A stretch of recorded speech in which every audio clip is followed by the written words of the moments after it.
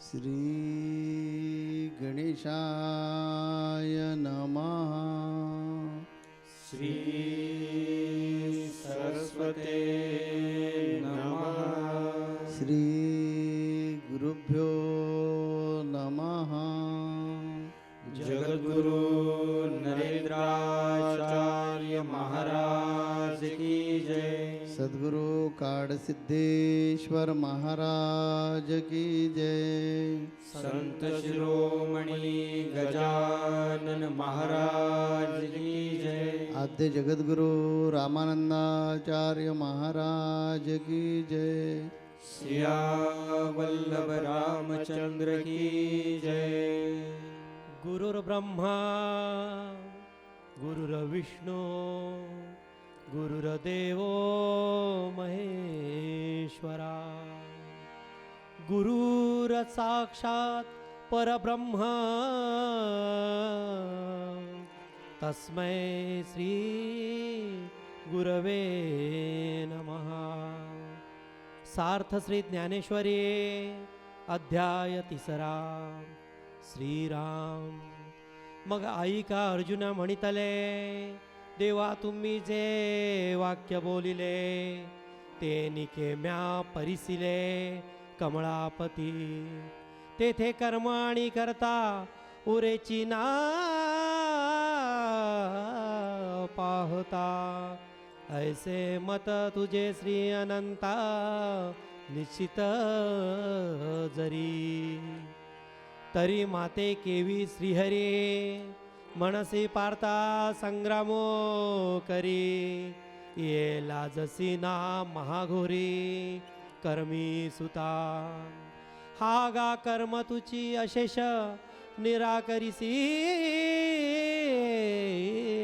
निशेष। तरी मज करवी हे हिंसक का करविसी। तरी हेची विचारी ऋषिकेशा तू मानू देसे कर्मलेशा। आणि सणी हे हिंसा करवी तू आसी। पुंडली कवरदे हर विठ्ठल। श्री ज्ञानदेव पंढरीनाथ महाराज की जय। जगद्गुरु नरेंद्राचार्य महाराज की जय। परम पूज्य परमादरणीय जगतगुरु श्री के पावन चरण कमलों को साष्टांग प्रणाम करते हुए सत्संग में उपस्थित आप सभी जनों के भीतर स्थित परब्रह्म को मैं प्रणाम करता हूं और सत्संग में उपस्थित आप सभी श्रोताओं को मेरा सांप्रदायिक श्री गुरुदेव। आज पावन ग्रंथ ज्ञानेश्वरी के 3 अध्याय में हम लोग पदार्पण कर रहे हैं।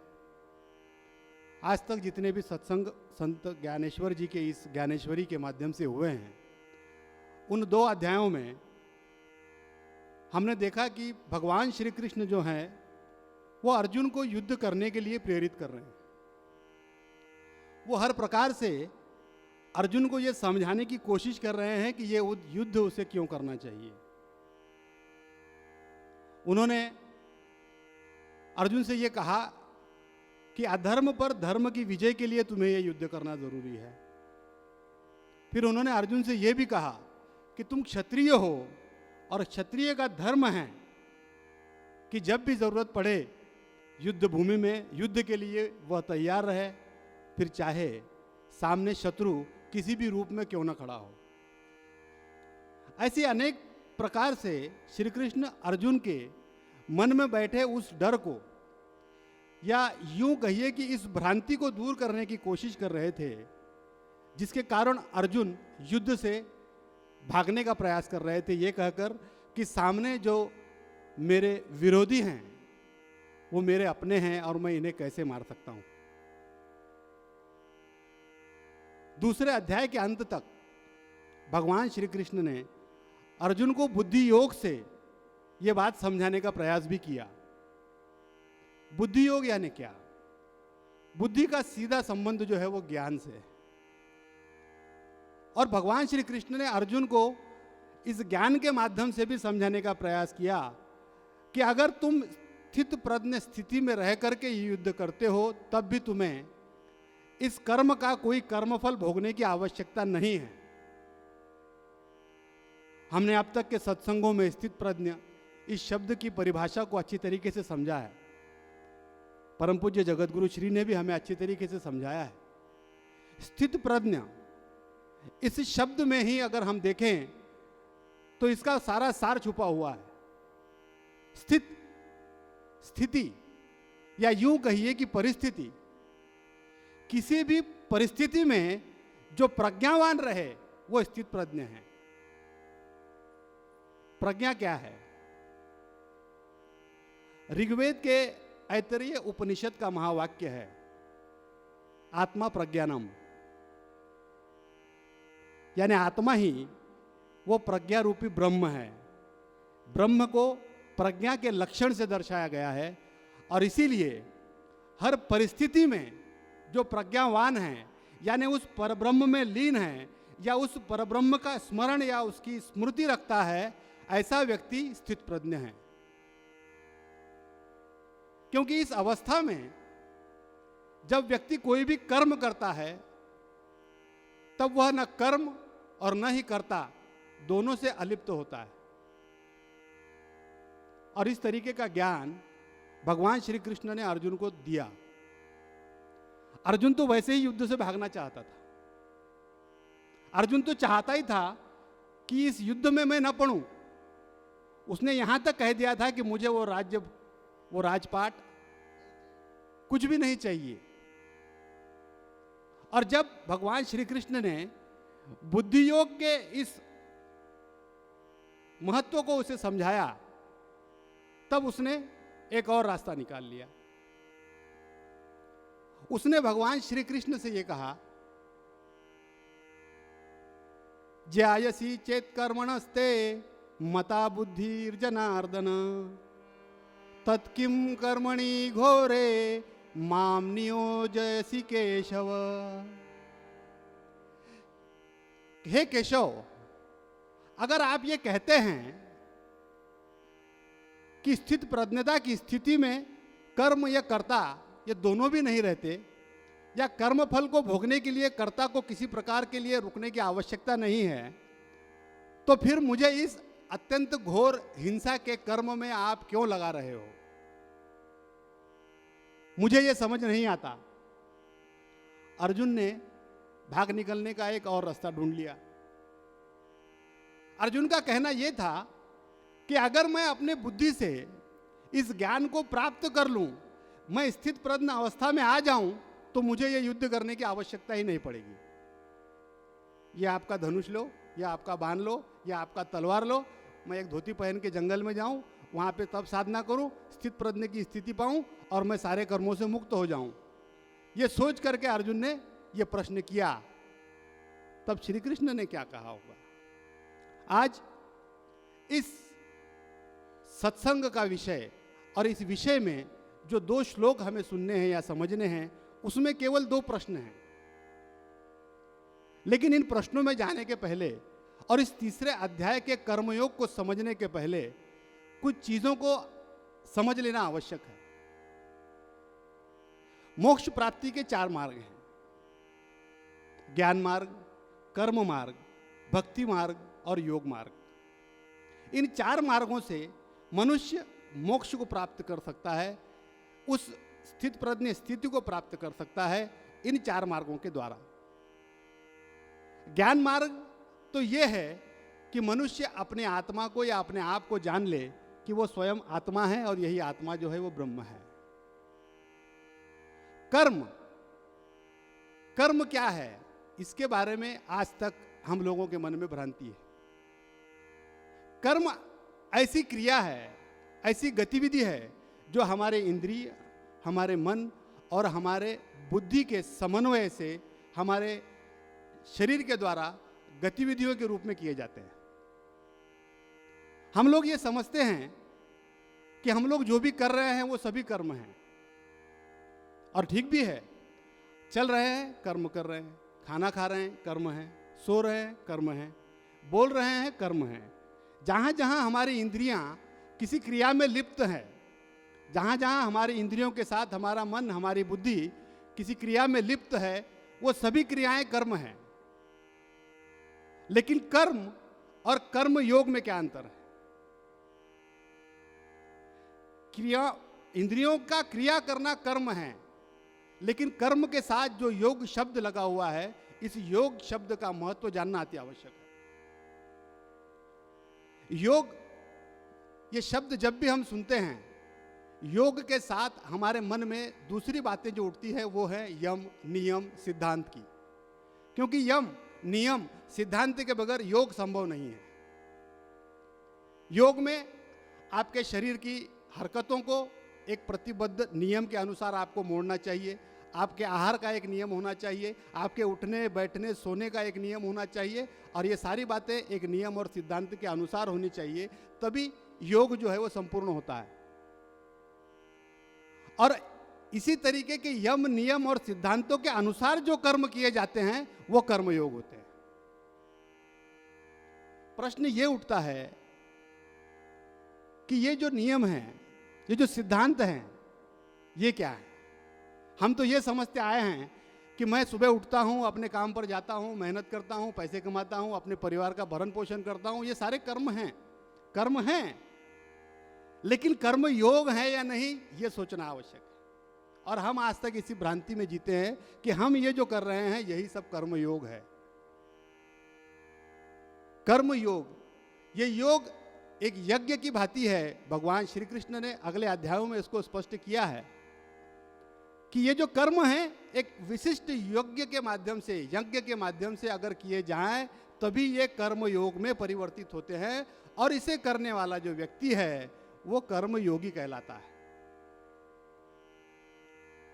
तो इन कर्मों के माध्यम से हमें मोक्ष कैसे प्राप्त हो, हम कैसे कर्म करें कि हमें मोक्ष प्राप्त हो, या इस मार्ग के माध्यम से हम मुक्ति पा सकें, ये जानने के लिए सबसे पहले तो आवश्यकता होती है वो सद्गुरु की। अर्जुन भी उस वक्त रणभूमि में जब बैठा हुआ रथ में भगवान श्री कृष्ण से इन प्रवचनों को सुन रहा था, तब वो सद्गुरु से ही इस चीज को सीख रहा था। क्योंकि गीता एक ऐसा ग्रंथ है जिसमें इन चारों योगों का समन्वय, इन चारों योगों का सार है।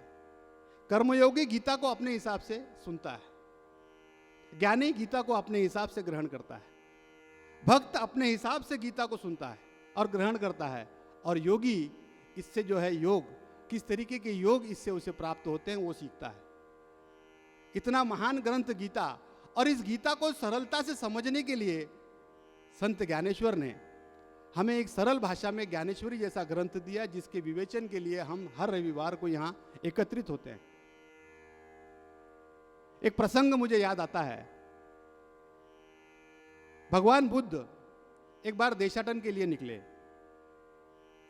उस राज्य का राजा नदी के तट पर बैठा अपने पिता की मुक्ति के लिए एक यज्ञ हवन करवा रहा था।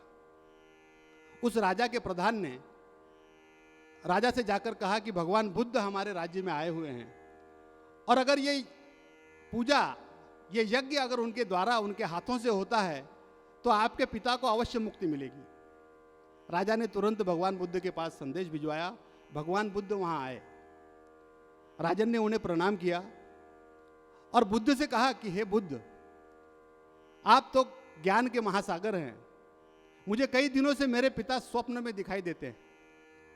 मैंने अपने ब्राह्मणों से पूछा इसका कारण क्या है, तब उन्होंने कहा कि तुम्हारे पिता को मुक्ति नहीं मिली है, इसलिए वे तुम्हारे स्वप्न में आते हैं। अगर तुम उनकी मुक्ति के लिए यज्ञ या पूजा करवाते हो तो उन्हें मुक्ति मिल सकती है, और मेरी इच्छा है कि ये जो यज्ञ है, ये जो पूजा है, ये आपके हाथों से हो ताकि मेरे पिता को मुक्ति मिल सके। भगवान बुद्ध ने कहा, राजन अगर तुम कहते हो तो ठीक है, मैं ये पूजा करने के लिए तैयार हूं, लेकिन ये पूजा मैं अपने तरीके से करूंगा। तुम 2 मिट्टी के घड़े मंगवाओ, एक मिट्टी के घड़े में तुम घी भरवाओ और दूसरे मिट्टी के घड़े में तुम पत्थर भरवाओ, और इन दोनों घड़ों का मुंह जो है वो कपड़े से बांध दो। राजा के सेवकों ने तुरंत 2 मिट्टी के घड़े लाए, दोनों मिट्टी के घड़ों में घी और पत्थरों को भरा गया, उसके मुख पर कपड़ा बांधा गया और बुद्ध ने वो दोनों घड़े उस राजा के हाथ में दिए और कहा कि ये दोनों घड़े इस नदी में आप बहा दीजिए। राजा ने दोनों घड़े पानी में छोड़ दिए। भगवान बुद्ध ने एक लकड़ी उनके हाथों में दी और कहा कि अब इन दोनों घड़ों को आप तोड़ दीजिए। राजा ने जैसे ही दोनों मिट्टी के घड़े उस लकड़ी से तोड़े, जिस मटके में, जिस घड़े में कंकर पत्थर भरे हुए थे, वो सारे पानी के तल में जाकर बैठ गए और जिस घड़े में घी भरा हुआ था, उस घड़े का घी पानी पर तैरने लगा। तब भगवान बुद्ध ने राजा की तरफ देख करके पूछा कि राजन, मुझे एक बात बताइए कि पानी पर जो घी तैर रहा है, अगर मैं यहां बैठ करके कोई भी पूजा पाठ, कोई भी यज्ञ, कोई भी हवन करूं, तो क्या ये घी पानी के नीचे तल में जाकर बैठ सकता है? राजन ने कहा, बिल्कुल नहीं।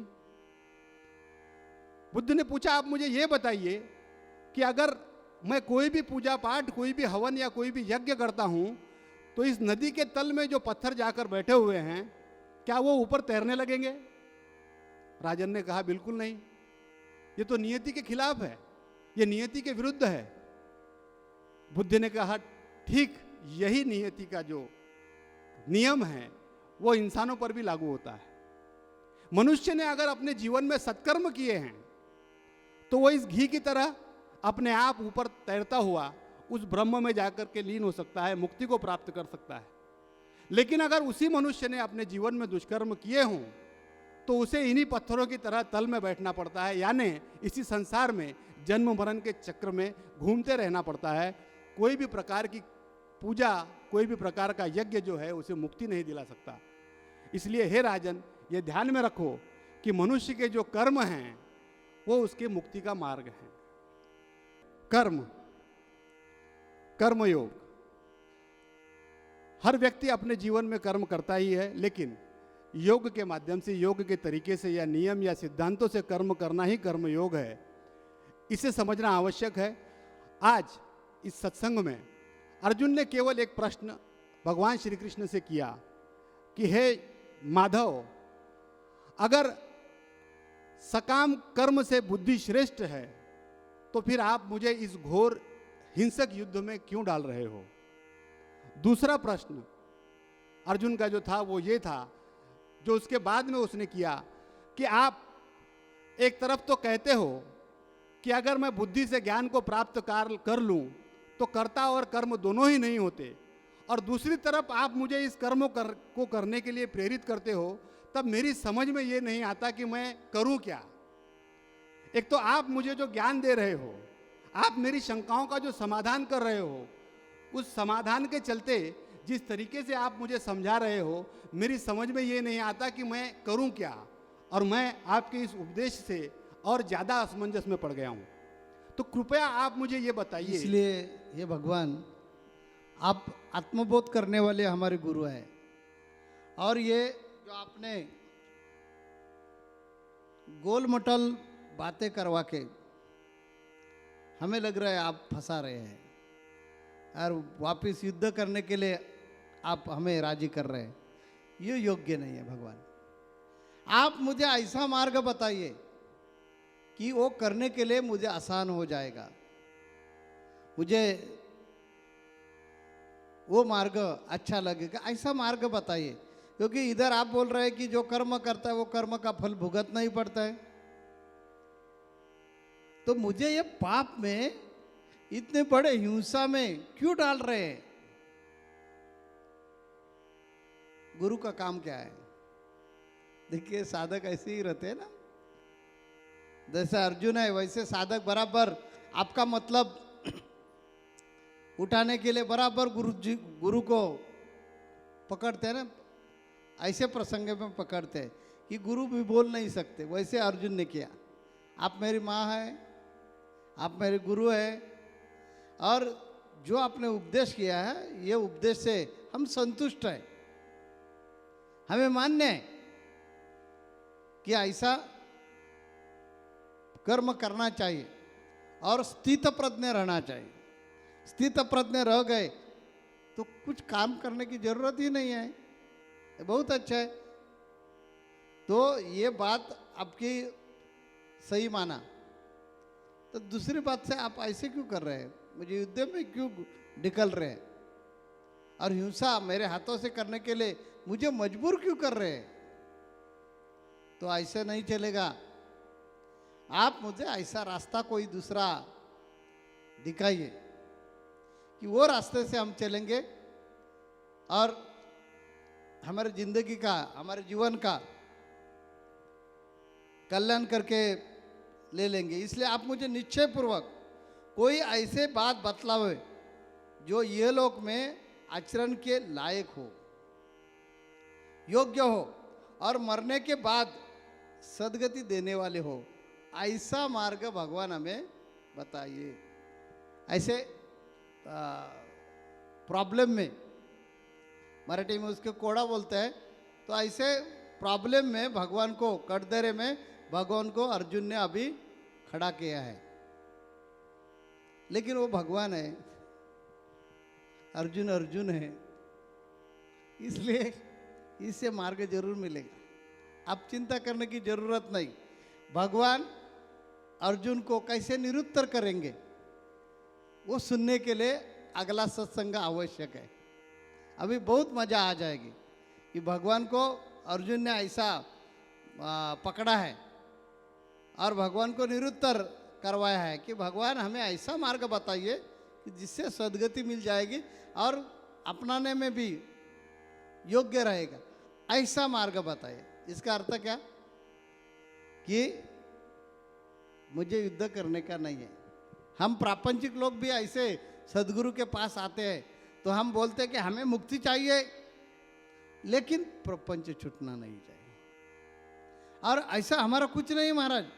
समर्थ रामदास जी बोलते हैं, संसार त्याग न करता, प्रपंच उपाधि न सांडिता, जनामध्ये सार्थकता विचारच होए। ये संत रामदास जी कहते हैं, तो उनका मानना चाहिए और हमें प्रपंच करना चाहिए। ऐसे हम हमारे गुरु को भी बराबर मौके पर पकड़ते। हमने ये ध्यान में रखना चाहिए कि गुरु गुरु ही है और चेला चेला ही है। तो गुरु बराबर बताते, आपको किसने बताया संसार छोड़ने के लिए, प्रपंच का त्याग करो, ऐसे कहाँ कौन से संत ने आपको बताए। सिर्फ इतना ही करो कि प्रपंच करते करते खुद को मत भूलो। संसार त्याग न करता, संसार का त्याग नहीं करना चाहिए, जरूरत नहीं त्याग करने की। लेकिन ये सब जो कर रहे हैं ये किसके माध्यम से कर रहे हैं ये मत भूलो। ये आत्मा के माध्यम से हम कर रहे हैं। आत्मा है, इसी कारण ये जो शरीर है ये कर्म कर रहे हैं। तो शरीर को हम ज़्यादा बढ़ोतरी देते, ज़्यादा कीमत देते और आत्मा को कीमत ही देते नहीं, और उनके पावर से शरीर चलता है। तो जो परावलंबी है उनके लाड़ प्यार ज़्यादा करवाते हैं, जिसके वजह से है उनको देखते ही नहीं है। इसी कारण गुरु बराबर बताते हैं कि बेटा चिंता करने की जरूरत नहीं, ये प्रपंच और परमार्थ दोनों आपके हाथों से हो जाएगा, लेकिन दो पत्ते संभालो। एक पहला पत्ते, आज से कभी भी किसी का बुरा मत करो, तो अच्छा हाथों से कर्म हो जाएगा। और 10 मिनट निकालकर भक्ति करो, तो क्या हो जाएगा, प्रपंच भी ठीक हो जाएगा। और प्रपंच अशाश्वत है, ये गुरु को मालूम है। इसी कारण कोई भी इंसान, कोई भी प्राणी अशाश्वत चीजों के पीछे ज्यादा समय रहता नहीं। उनको लगता है कि अरे खत्म होने वाला ही है। तो ऐसे कुछ शाश्वत सुख ढूंढना चाहिए।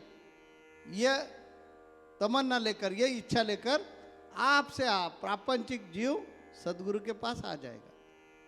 और बाद में सदगुरु उनको जो इंसान का आने जाने का मकसद है, उद्देश्य है, वो उद्देश्य के तरफ सदगुरु बराबर उनको लगाएंगे। वैसे ही स्थिति अभी होने वाले अगले सत्संग में आपको सुनने को मिल जाएगी कि भगवान कृष्ण, अर्जुन भाग रहा है। अर्जुन डरा है क्या युद्ध के लिए? बिल्कुल नहीं। वो धनुर्धारी है, योद्धा है, तो वो मरने के लिए डरा नहीं है, लेकिन उनको कर्म सता रहा है। उनके सामने एक ही उद्देश्य रहता है, ध्येय रहता है कि ये सब लोगों को मारकर मुझे क्या मिलने वाला है, क्यों मारो। हमारा दादाजी है उनको क्यों मारने का, भाई है उनको क्यों मारने का, ये सब लोगों को मारकर उनके खून के ऊपर, उनके मुर्दे के ऊपर राज्य करने का है।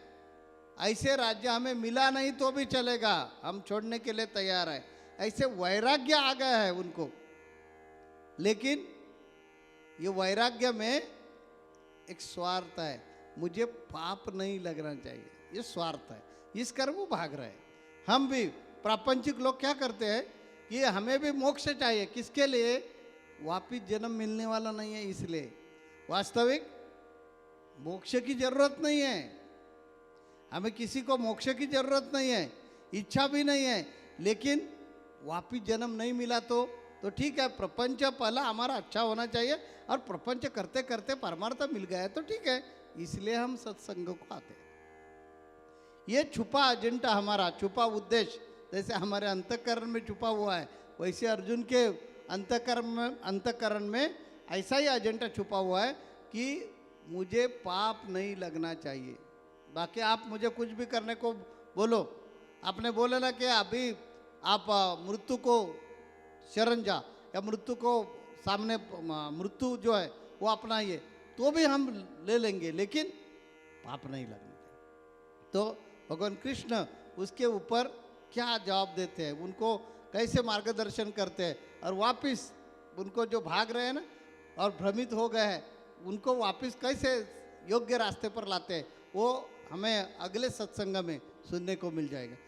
इस कारण अभी हम हमारे वाणी को विराम दे रहे हैं। जगद्गुरु नरेंद्राचार्य महाराज की जय। सद्गुरु काल सिद्धेश्वर महाराज की जय। संत शिरोमणि गजानन महाराज की जय। आद्य जगद्गुरु रामानंदाचार्य महाराज की जय। सियावल्लभ रामचंद्र की जय।